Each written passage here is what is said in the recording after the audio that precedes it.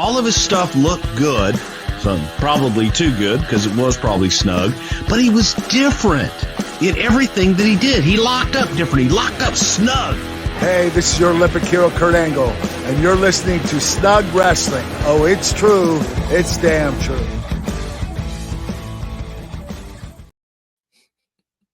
What up, what up? What's going on, everyone? Welcome back to Snug Wrestling. I am Edgar. I am your host. Another wonderful day of wrestling talk.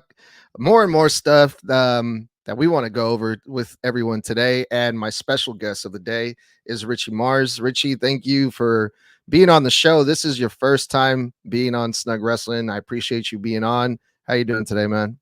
Doing well, man. Thank you for the invite. Watched your stuff, and I'm just grateful to be a part of it. Hell yeah, I'm happy to have you on. Earlier, before we started talking, we were kind of talking about what you do in your channels and your podcasts and stuff. And as it turns out, the wrestling internet community is a lot smaller. As I'm now a part of it, we happen to know a lot of the same people, which is great. So why don't you tell the listeners a little bit about your channels and what you guys do over there in your podcast? Yeah, absolutely. So my main channel is the TikTok channel that I run. It's at Retold Richie Mars, and it's just I try to get at least 3 videos out there a day on current wrestling, current discussions and topics. I don't try to go by emotion. So if I like a superstar, I won't really be biased towards that. I try to be as unbiased as possible and positive about the product as possible, while also giving respectful critiques and compliments to everybody involved, because wrestling is not an easy thing to do. And I want to give credit where it's due when it comes to performers.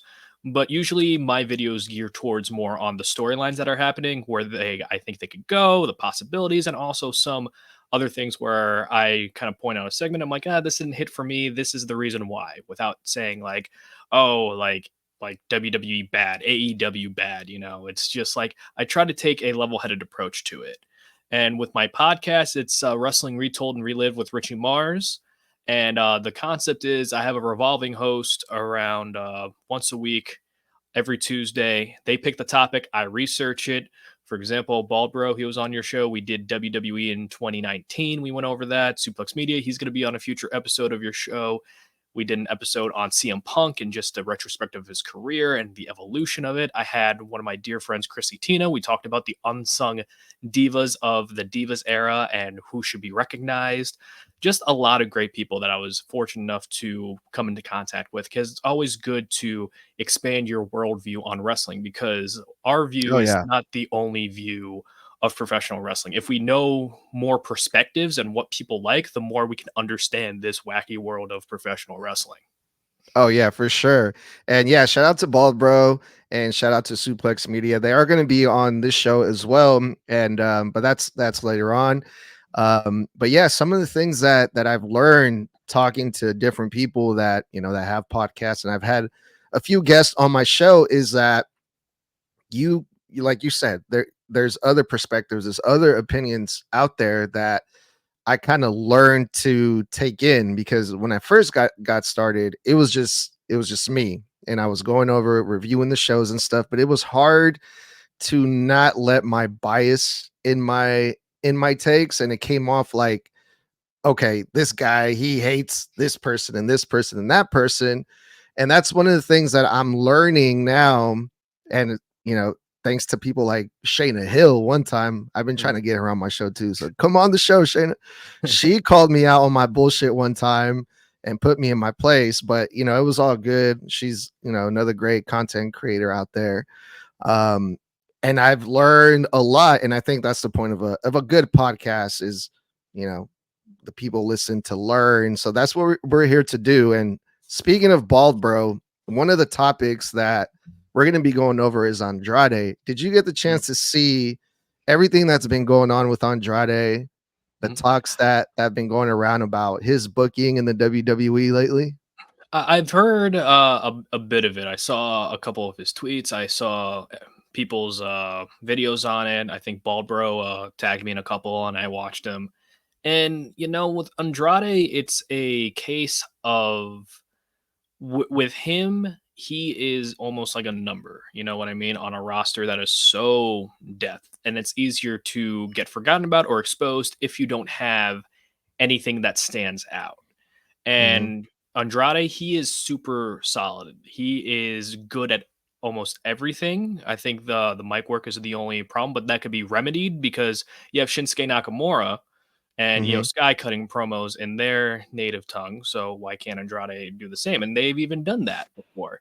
The problem is there's no room on the show to promote him as deep as I think a lot of us would like to see.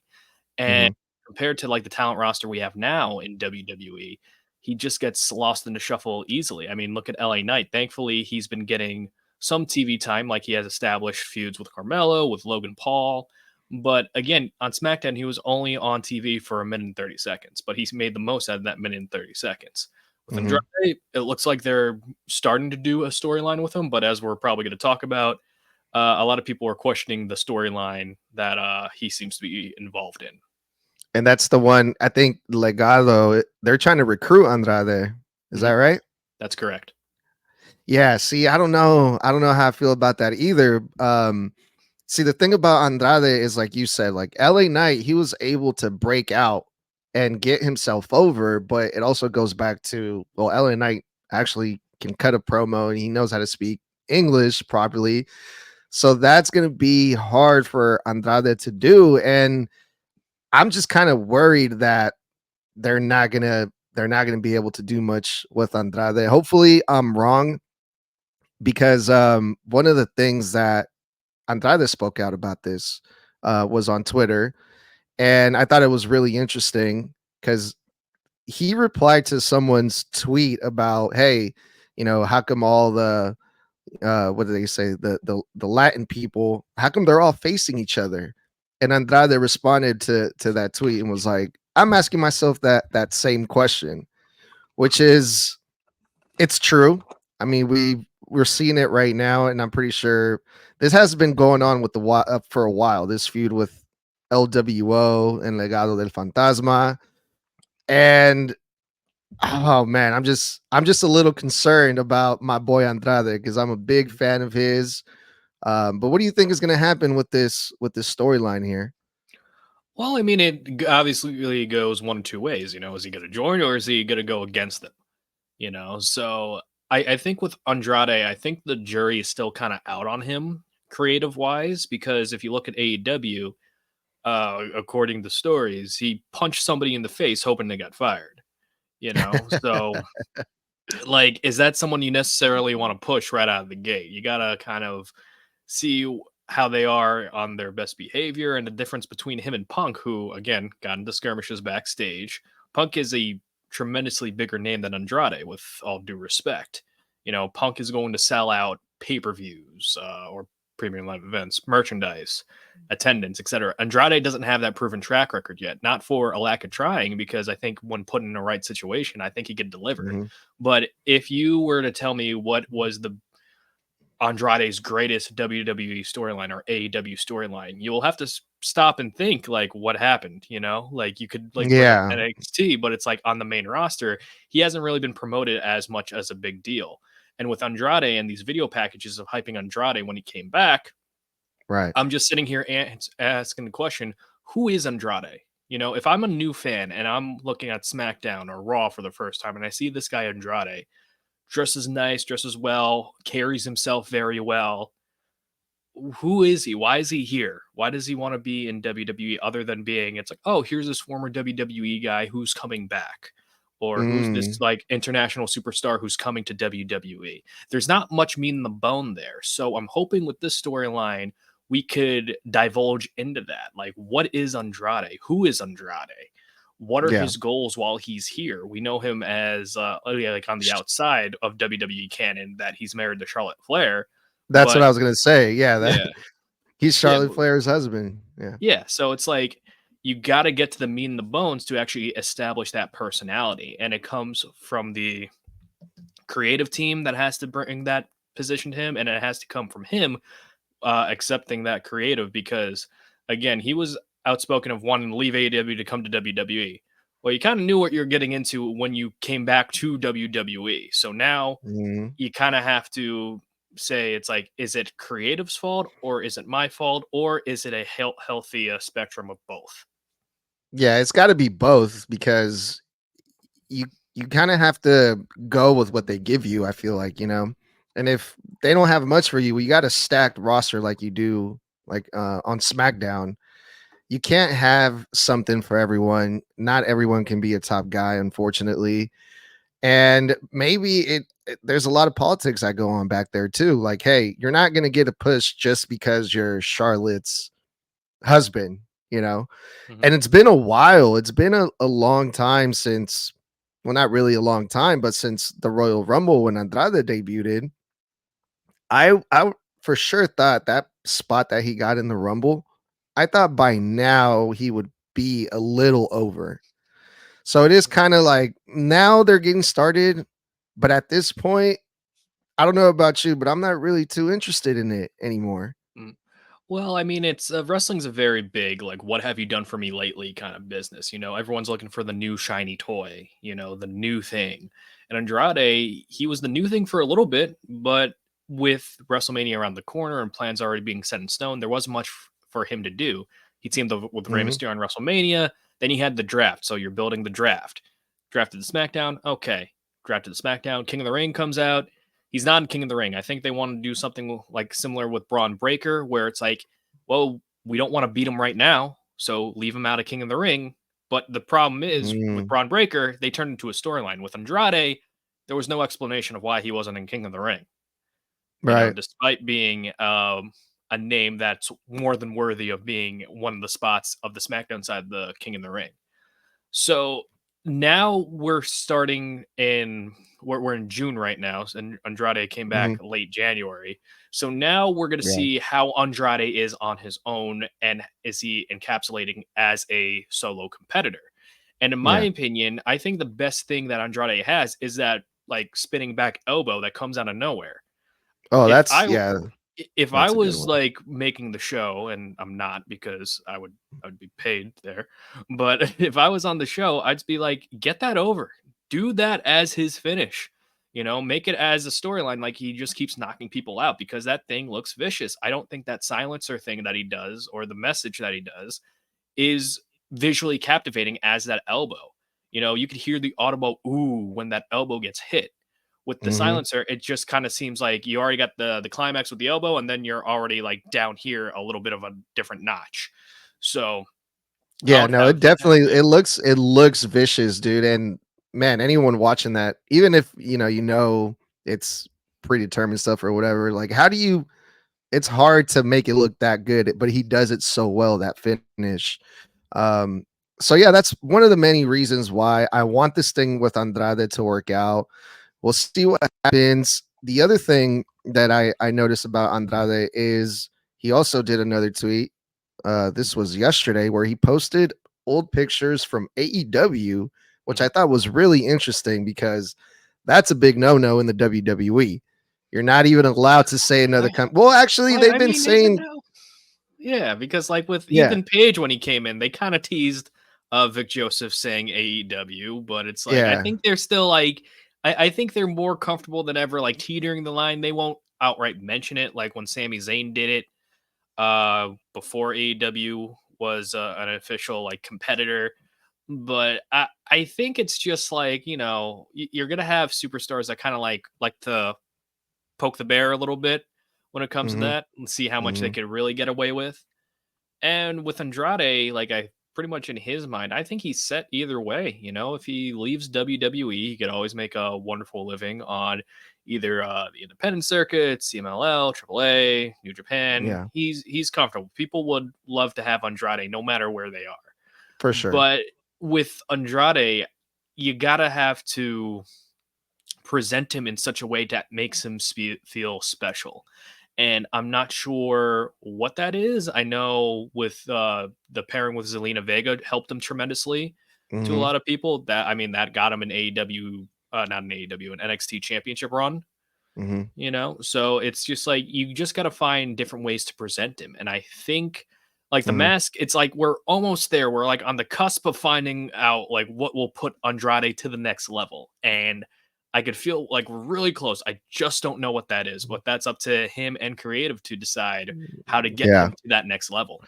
Yeah, hopefully. We'll see what happens with Andrade. But when I saw this tweet with these pictures from AAA and even AEW, was, as a wrestling fan, you can't help but like fantasy book, right? Obviously.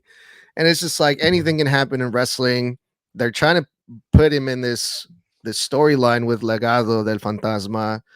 So I'm just gonna take a leap here and predict. Okay, he's gonna go against Legado. Maybe bring in his own guys to go against them. Ah, you see, like we've already done faction warfare. I mean, with Yeah. Legato, with LWO, with all these factions, I mean, we're legitimately doing the same story with Rey Mysterio again, except now it's Santos in the Dominic position, or Carlito in the Santos position. Santos was in the Dominic position, and then you had Dominic in the Eddie position. Like everyone just turns on Rey Mysterio. I want a Right. storyline where Rey Mysterio doesn't get turned on. That'd be great. But with Andrade, there are interesting stories like you could play with. I mean, Angel is a part of Legato. And Angel and Andrade were tight, and Angel's actually the last match Andrade had before Andrade left WWE the first time. So Mm-hmm. you could still play with that relationship. I wish they could establish more people in tag teams as individual personalities, because look at Austin Theory and Grayson Waller. Like they're the same, but they're different, and that's what makes them work. Mm-hmm. And with Yeah. Angel, I think out of the whole Legado del Fantasma, I think Angel Garza is probably the most charismatic of the bunch. Yeah, he's so good. Angel By Garza's so far, yeah. good. So that's another reason too why I don't think they're gonna let Angel Garza go, because there's also been reports of his contract expiring and him having an offer on the table but haven't accepted the offer yet.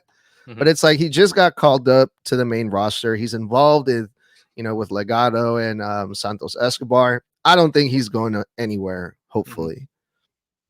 Yeah, I don't see him going anywhere, but then again, it's not my career. I can't make that decision for him.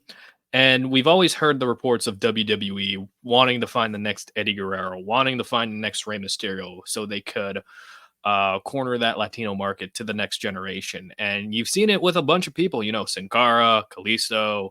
Yeah. They tried with Angel, Umberto. They tried with a bunch of guys, even Carlito, but then all those ways didn't work. And it's hard because the WWE wants to construct their own superstar, like it has to be their package, which makes sense because it's their company, their Yeah. branding company. But in order to find out who would be the next breakout star, you kind of have to give him a little push a little bit. You got to be like, all right, what makes this guy different from everybody else that we tried so far? And I think with this Eric creative, we're getting a little bit closer to that, where it's like we saw with Drew McIntyre, like he's not overly scripted now, and it Mm-mm. shows. And Yeah.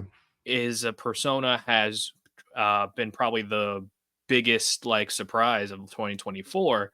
And Mhm. I think if you give people more opportunity like that, like let them show more personality in the ring, in backstage segments, that's what's going to let people shine the most. And that's what I'm hoping for everybody involved in WWE, especially with Andrade, Santos, Angel, Umberto, etc.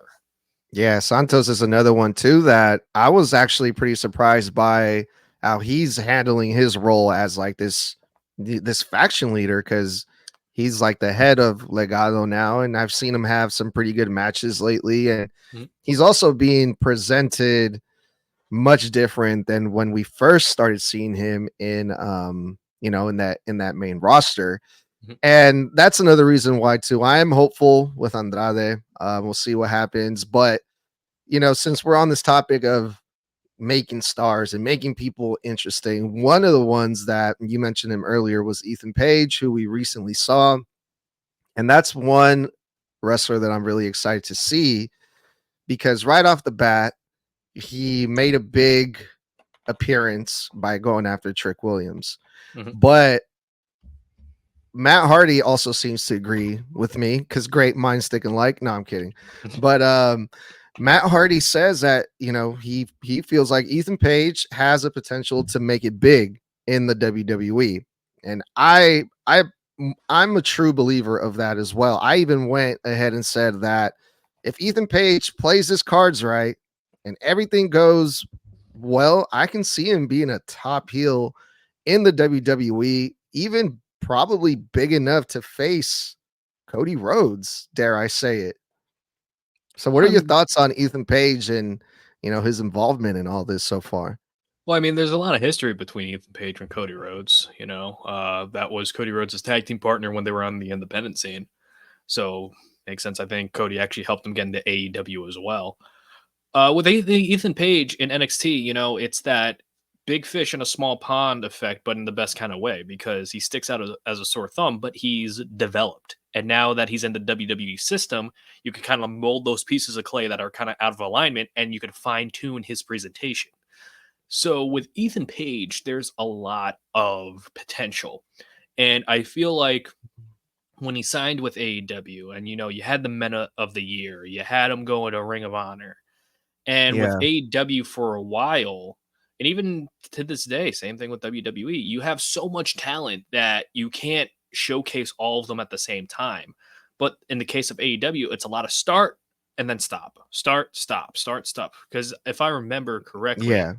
it was Men of the Year. Then the Men of the Year broke up because Scorpio Sky got an injury, and then Ethan Page had a feud with like the Hardys, and then he lost his contract to the Hardys, I believe, and then he was like the Hardy surrogate.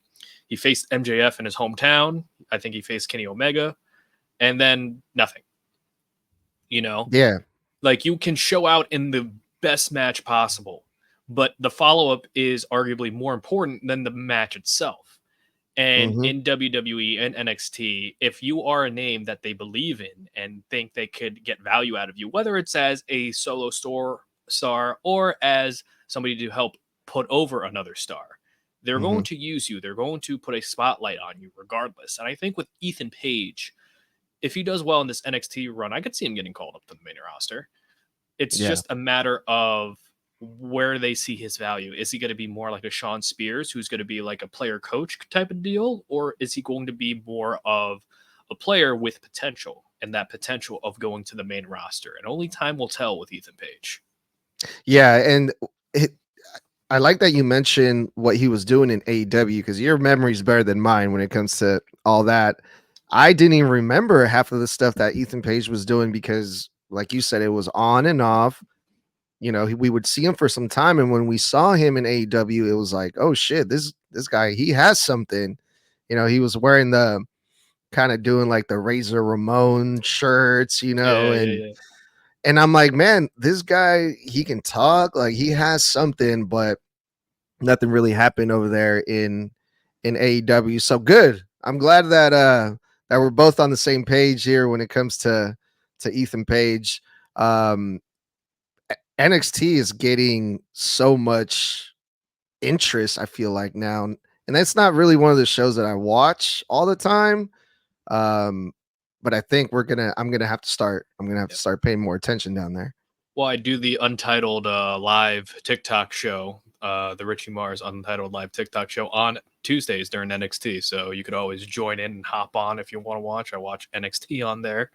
And I think this is by design for NXT because, as we all know, NXT, they're going to the CW. So you want Mm, to build up that intrigue before you go to a different network. And with this quote unquote forbidden door opening between TNA, you got new talent coming in like Ethan Page, maybe some other name that we're going to talk about a little bit later. But you're going to have to hype up that show somehow to get another audience to tune in every week. And I think NXT and Shawn Michaels are definitely heating up a little bit. So I give them a great form of admiration that they're turning NXT, which people thought was dead in the water when the 2.0 deal happened.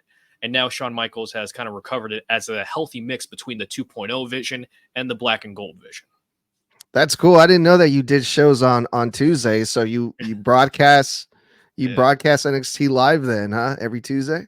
Yeah, I don't show NXTs because I don't want to get any copyrights, but I do like talk about all the things of the week. I comment on what's happening on the NXT show and just like everything in between with wrestling, and of course, plug the podcast Wrestling Retold and Relive with Richie Mars on Spotify and Apple Podcasts that drops that day. So Tuesday's a very busy day. Nice, for sure. And so you mentioned that we might be seeing another name on NXT. Mhm. Drop it. What name are you referring to? I think we see Ricky Starks. Wow. I think there's a good possibility. That's bold.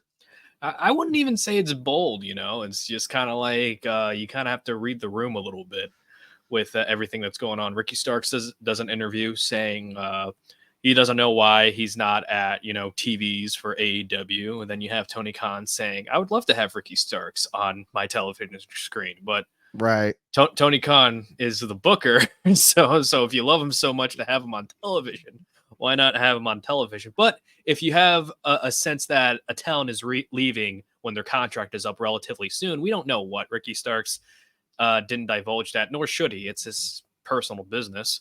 But if you know somebody that you have on the roster is looking to leave, why would you promote them on your television screen?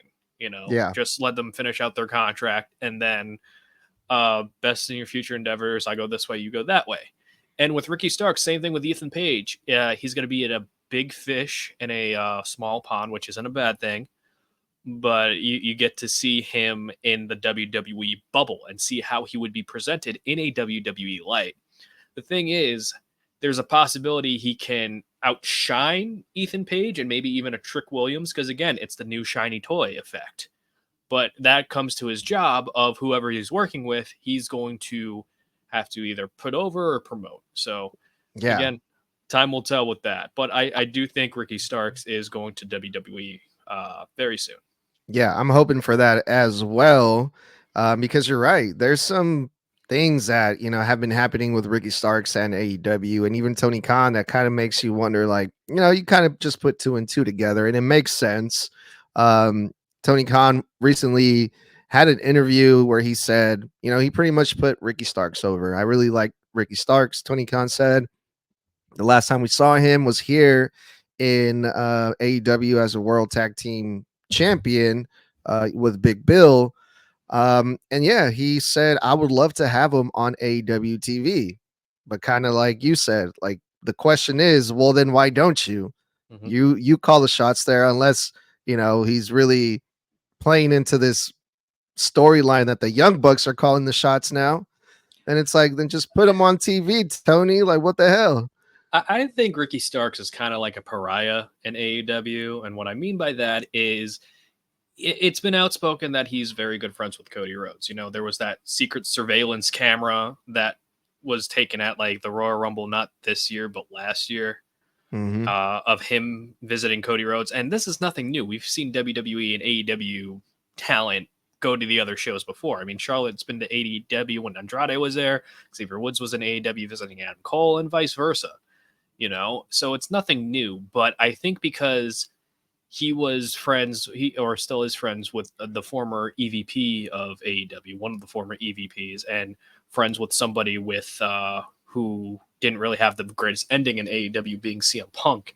I think that kind of makes him a pariah in this whole WWE versus AEW mindset, which is super silly, but that's neither here nor there. And I think with Ricky Starks, it's unfortunate that he got kind of put in that situation, because I think he's a lot better than just being kind of like a bargaining chip to a certain company, or it's like, you see, they're like, so and so was right about AEW or WWE or whatever. And I still think that, and I can't sit here and say Tony Khan didn't do anything with Ricky Starks. FTW champion, winner of the Owen, the Dynamite Diamond Ring, the AEW Tag Team champion, like you mentioned. But it was almost like he was fulfilling side quests before doing a main thing in AEW, where it's like it looked like he was finally gonna get like his big moment, his big opportunity once Collision started. Well, with CM Punk being there and everything, and then after Punk left, it was just like, all that just went away for some reason. Yeah, I mean, it's like he got to win over Punk to win the Owen. I mean, he faced Daniel Bryan in that strap match. And like once that happens, it goes again to that follow up that I keep saying, where it's just like, boom, the moment it happened. How are we going to capitalize on it? Mm-hmm. And then if you wait on it too long and you don't do anything really with it, then it just becomes a wasted opportunity. And I think that's what a lot of people are frustrated with, just the storytelling in general with WWE or AEW. I did a video on Saturday because I was watching Collision, and Roderick Strong went to Tony Khan asking for an AEW World Championship match because he was going to be the next one in that Casino Gauntlet. And Tony Khan said, okay. Mm-hmm. But it's just like Roderick Strong gets a title shot first with the guy who beat him for his international title. But Roderick Strong gets a championship match just because he went up to Tony Khan, went right past the interim EVP of Christopher Daniels, who said on Wednesday that if anyone has a problem with what Tony Khan says, just go to him. So he's kind of sidelined for a bit. Tony Khan just accepts the match. And then I'm just sitting here thinking, what? We had rankings, didn't we? Like, I was very confused. And I don't think that's a thing anymore. I mean, yeah, I think that went away. I think that went away with Mercedes Moné and even Okada when he got a shot at Yeah, like the thing is, it's like I'll bring that up, but I'll have AEW fans come to me saying it's like, oh, the TNT Championship and TBS Championships are open challenge championships. And I'm like, okay, cool. Why are they on the graphic for the rankings then? Because I'm cool. I'm cool with having rankings on AEW. It's different. It's nice. But if we're not going to follow them, then what's the point of them? What's the point of being ranked if Roderick Strong can kind of just go in, ask the boss saying, hey, I want a championship match. And Tony Khan's like, done. And if people say, oh, he's the booker, he's this, he's that, I'm just like, then why instill rankings in the first place?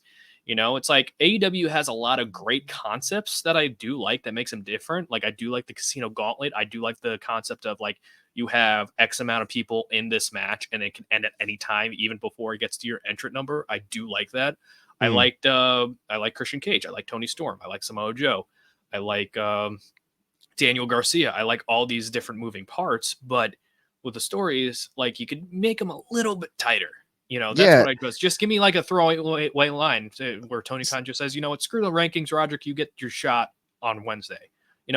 Like I would accept that. It would be a very straight to the point answer. But I'm like, you know what? You explained why we're not following the rankings. That's fine. But if it's like you're going to be like hyping them up, all right, guys, the rankings are back, and then we're in January or June, and then all right, we're not following them anymore. I'm like, okay, just keep it a little consistent. That's all I ask. Oh yeah, no, for sure. And even too, when I saw that, Roderick Strong is getting a title shot, I was like, what the did I miss something? Yeah. Like the last time I checked, Roderick Strong lost his match and his title at Double or Nothing. Mm-hmm. I don't understand why he would get a title shot. It's especially for the main title. I mean, I understand getting a rematch for the international championship, but yeah, I mean, a lot of people they're putting their 2 cents about this. Oh, just enjoy wrestling, bro. It's just, it's going to be a good match, bro. Don't worry about it. Like, I get it. I will enjoy this match too, but we also have eliminator matches in AEW as well. So why wouldn't it just be an eliminator match? That's right. Because we have eliminator matches for all our champions. So why does it need to be a championship match? That's again, I wish it was just more well thought or well explained. There are some things in wrestling that aren't explained at all, like the whole Cody Brock thing from last year. We don't know why Brock attacked Cody, and this is also the show that I will also talk about WWE when they don't follow up on any stories. So AEW fans, you can calm down. Both companies do it. It's okay, but it's also good to ask questions and not be super defensive if they're not up to standard. You know what I mean? I'm going to enjoy wrestling no matter what. I'm going to Forbidden Door. I'm going to have a fun time.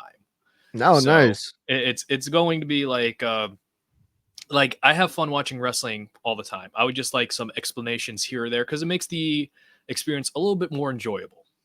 Oh, for sure. No, I agree 100%. So you're gonna go to Forbidden Door, huh? Yeah. Okay.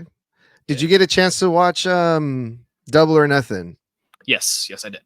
And overall, what was your opinion on the show? Honestly. Uh During the end, like I appreciate a lot of matches on a card, but staying up to like 1 in the morning and I'm just like beat, I'm just tired. I'm just kind of like, all right, I get it over with, please. Like I had fun doing it, even with like the silly gimmicks, like the learning tree, I think is so like dumb, but it's hilarious to me. Yeah. But like with or Nothing, I enjoyed myself watching it. I enjoy myself Mhm. always watching wrestling products. I went to, if you remember, a Fatal 4-Way in 2010. I enjoyed myself then.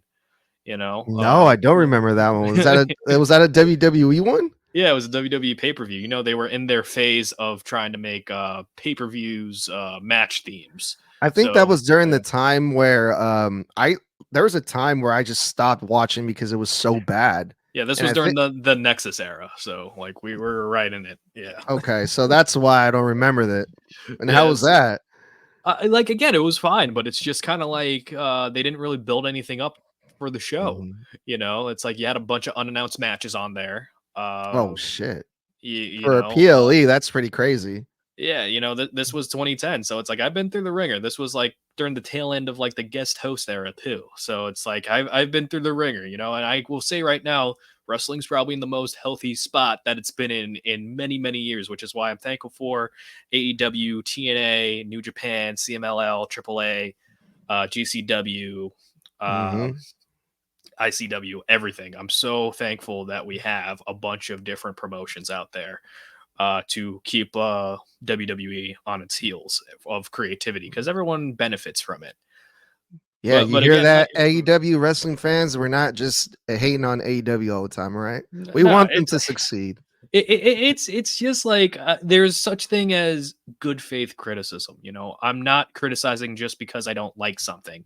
I'm criticizing, giving you my reasons why without diminishing the product. I still recognize there's a lot of talent at that product, and I like again, not everybody's going to see wrestling the same way as we talked about in the beginning.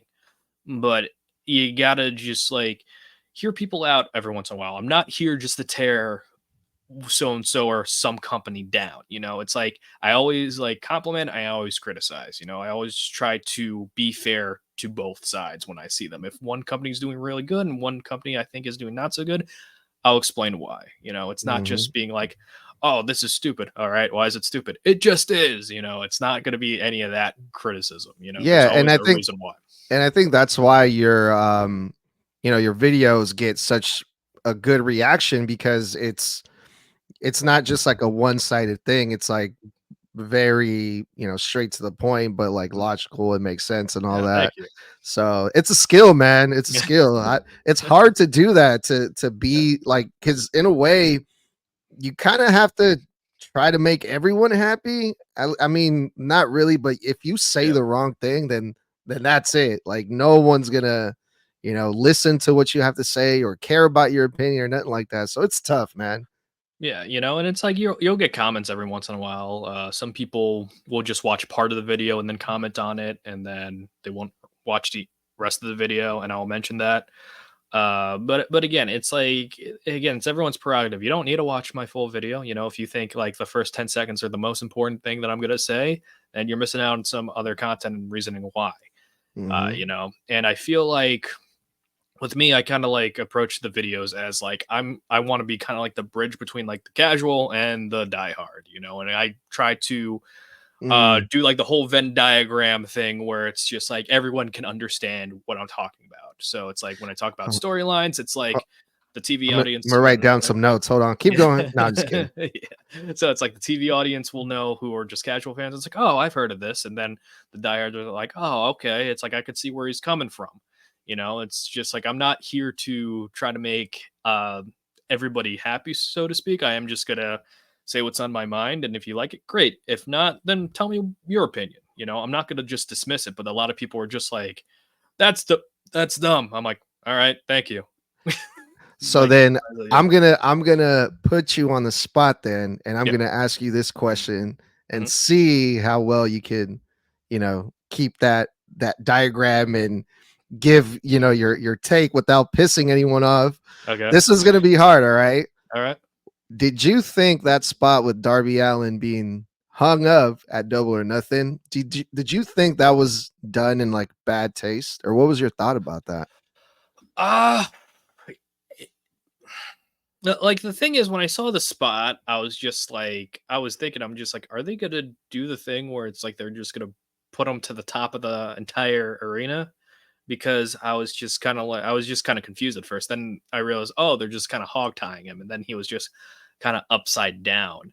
And with anything in wrestling, whether I agree with it or disagree with it, it's somebody else's painting. You know what I mean? I can't just go to an artist saying it's like, oh, you should have really done that stroke over there. You know, it's like it would have made the clouds pop up a little bit more.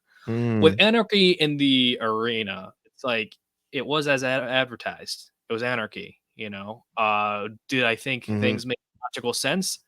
Absolutely not. Does wrestling make logical sense? Absolutely Yeah. not. If I were to bounce somebody off the ropes and I would Mhm, Irish whip them, mhm. logically, they shouldn't bounce off the ropes back to me, right?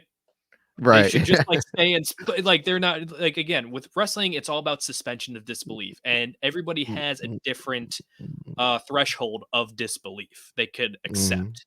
And with AEW, with a lot of fans, I think it teeters on that line where it's just like, nope, they've gone too far.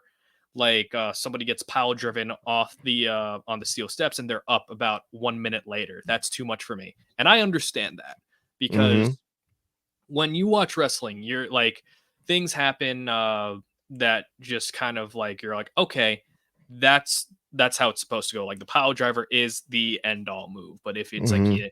you don't really sell it, then you're like, okay, then it kind of like tears at your nostalgia a little bit. I did a video that got a decent amount of traction on the burning hammer spot from Backlash. Okay. Cody kicked out at one and fired up, and I was just like, in my head, I was just like, this was like one of the most feared moves in like wrestling at one point. You know, it was my finisher at Day of Reckoning. You know, in WWE Day of Reckoning, the GameCube game, and I was just like, I just wanted to put my opinion out there and just being like, Yeah. I want to see what other people think about this. And a lot of people are either like, oh, it just depends on who does the move, which I agree with. Like a Shawn Michaels super kick is way more effective than like a Young Bucks super kick, for example, you know, because Mhm, it's how you protect it. mhm. Um, like my thing is like we haven't seen this really often in WWE enough in a singles capacity, let alone getting it kicked out of one. You know, if it gets kicked out of two, I can understand. Kicked out of Right. one, it's just kind of like it's like, whoa, did this like get anyone hype or did it get anybody like frustrated? And you know, it was like, you know, 50-50. I think more towards the people are like, oh, I didn't really mind it that much. But Yeah. with anarchy in the arena, you have a lot of these zany spots that are supposed to be zany because they are as Man. advertised. You know, it's like Yeah. Jack Perry getting like set on fire. You know, like Jesus. in my logical brain with him getting the pinfall of him hitting a knee on Brian Danielson while his legs after got fire, not selling his legs getting on fire. You know, I was Right. just kind of like, I'm like, it's like for me, I'm like, I'm not really for it, but it's just like I understand the match type and AEW. They kind of like have a different sense of suspension of disbelief. AEW runs on a Mhm. different psychology than a WWE. So Oh, yeah, for sure. that's how I view AEW and WWE. They run on different suspensions of disbelief and different psychologies. So to answer your question in the Yeah. longest way possible, because I think I went on for like 10 minutes already. Uh, like Darby, his character is he will always be in these situations that are very over the top, you know, because Darby Allin is a very over the top guy. He wanted to climb Everest, you know, without properly training, and and this match probably saved his life because, like, again, he broke his foot. He was gonna climb Everest, and again, there's like a I read something like there's like a whole Blessing in back. disguise. Yeah, there's like a whole backup of like different like people climbing Everest and people are dying because like it's been so backed up. So Right. If Darby Allin has to be hogtied in order for him to not climb Everest, I think I'm fine with it. I Like, think read it's the a different thing. signs, Darby. Read the signs. You broke your foot, and then you said, "Okay, I'm gonna get better," and then you get hit by a bus. After Mhm. that, then it's probably like, "Hey, you probably shouldn't be going on that mountain anytime Mhm. soon." Yeah, but the hog tie spot, I didn't really have a problem with it. Again, it's somebody else's art. The same thing with Yeah. like when Adam Copeland jumped off the cage. I didn't think it was smart to do. I Oh thought God. like the match would have been fine without him doing the steel cage spot. But again, it's what he wanted to do. It's his art. Jesus. It's like I'm not going to put that on AEW. Adam Copeland. AEW gives their stars more freedom, I think, to construct a match their way than the WWE style. No, yeah. Tony So it's Khan is like, just like, "Hey, you guys can do whatever the fuck you want. Just yeah, go do it. You guys want to light yourself on fire? Go right ahead." yeah, and again, it's a different type of wrestling, Hmm. so it's like, why get mad at it? It's like I've watched wrestling for over 20 years at this point, so it's like I'm fine with like anything. Like wrestling doesn't really make me angry anymore than it once did. Yeah, and that spot with Darby Allin, it wasn't the worst thing on the show. Like, we literally saw Mhm, someone get lit on fire. We saw Adam Copeland jump from a 15-foot cage, yeah. and we saw all kinds of crazy shit. But the reason that I got mad about it, Mhm, and this is going back again to the fans. I believe it mhm, was WrestleMania when Logan Paul did his entrance. He came and from the being hung from the rafters or from the top, and then he did his mhm. entrance that way. Yeah. WWE got so much shit for that because, how could they do that after what happened to Owen Hart? And Mhm, that's so disrespectful. And this is why Owen Hart's wife hates the WWE, and this is why she's working with Tony Khan in AEW. right. But then I was like, okay, they did kind of the same thing at Double or Nothing, and maybe it wasn't like exactly the same, but we still saw someone get hung up. Maybe not as high, but there wasn't as much like bad reaction to that spot as compared to like when WWE did it. Well, I mean, like a lot of these arguments are pick me arguments. You know what I mean? Where it's like, and I've seen it on both sides of the fence of WWE and AEW. I get more concerned doing AEW topic videos than anything because I know the reaction is going to be one or two ways. It's never going to be somewhere in the middle. That's fair, yeah. With that, it's just I did a video. I think I sent it to you, where it's just like there are a lot of similarities in storylines that WWE and AEW are doing right now, Yeah. and Yeah, yeah. I feel like if certain things were to happen under the company banner, and I Mhm. made a video saying like Adam Copeland and Malachi Black, that whole entire storyline, if it was in the WWE bubble, the WWE fans would eat it up. But Mm. because it's an AEW and the presentation's different, a lot of people won't like it. It's kind of like like fan films, if you watch like Mm. anything or independent movies where it's like they have a certain budget and you're like, oh, those effects aren't crappy, but the actors are good. Mm. And the story is well tight and niche. It's like some people prefer the intimate setting rather than the blockbuster, explosions, Fast and the Furious, family, all of that kind of stuff, and like the Avengers, everything like that. Some people like those bombastic movies, and other people like a more intimate setting. And I think that's what AEW kind of provides to a certain degree for that audience. And I feel like with AEW, they kind of like kind of grab their audience and they kind of let them in on the know. It's like, oh, this is our Mhm. company. You know what I mean? And I feel Yeah. like as the years are going on, they're slowly but surely realizing it's like AEW is less our company and it's more their company, like AEW's own company, because now we're seeing AEW adapt to change. We're seeing AEW how they are when they're not on the upswing. We're seeing them on the downswing, and that's probably the most important way you could find a like and determine somebody's character is when they're on the downswing, not the upswing. Because it's cool when you have everybody on your side. Now we're having people who are criticizing whether it's good faith or bad faith. Now there are people Mhm. who are criticizing AEW for their Mhm. decisions, and now it's up to them to adapt or change. Like how WWE in 2019, like arguably their worst creative year of all time, they had to adapt or change. And a lot of those changes happened with AEW on their heels, and also from business behind the scenes moves when they ousted Mhm. Vince out of power. So Yeah. there's always going to be a combination of everything. Yeah. Definitely an exciting time right now for wrestling, and especially now that Vince McMahon is gone, there's more liberties, there's more freedom. So yeah, hopefully AEW gets better, gets their stuff together. Not saying that their stuff isn't together already, but Mhm. that way we all win.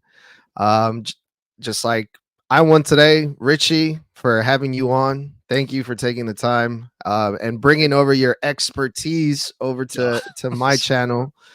I hope you had as much fun as I did. And one last time, tell the people where they can find you. You can find me on TikTok and Instagram at Retold Richie Mars. New videos every day on TikTok. I try to get 3 a day, and those are usually on current wrestling topics. So if you enjoy like a middle ground kind of opinion, that's where you come here. I also have a podcast on Spotify and Apple Podcasts called Wrestling Retold and Relive with Richie Mars. I have a bunch of episodes with different TikTok personalities and just different revolving guest hosts where they choose a topic, I research it, and we just talk about it for an hour. And one of my favorite videos is I hosted a Cody Rhodes versus Rock debate over who should main event for Roman Reigns. And this was before the infamous SmackDown where Cody stepped aside for Roman. And Mhm. I call it the most civil debate in wrestling history because there was no yelling, there was no name calling, there was no appeals to emotion. It was just wrestling minds just sharing their opinion and whatnot. So if there's an episode, I recommend that. Of course, Bald Bro was on here before. I recommend the 2019 WWE episode with Bald Bro. Suplex Mhm. Media, he's coming to this show very soon. I recommend the CM Punk episode. I recommend the Unsung Divas episode with my dear friend Chrissy Tina, who you could also find on TikTok and Instagram. And also every Tuesday, the Untitled live show with Richie Mars, where I watch NXT and I just talk about the goings on in wrestling without a scripted format. Hell yeah. That's Richie Mars for you guys. Hit him up. Be sure to follow, like, subscribe, and all that good stuff. And my name is Edgar, host of Snug Wrestling. Thank you guys for listening, and we'll talk soon.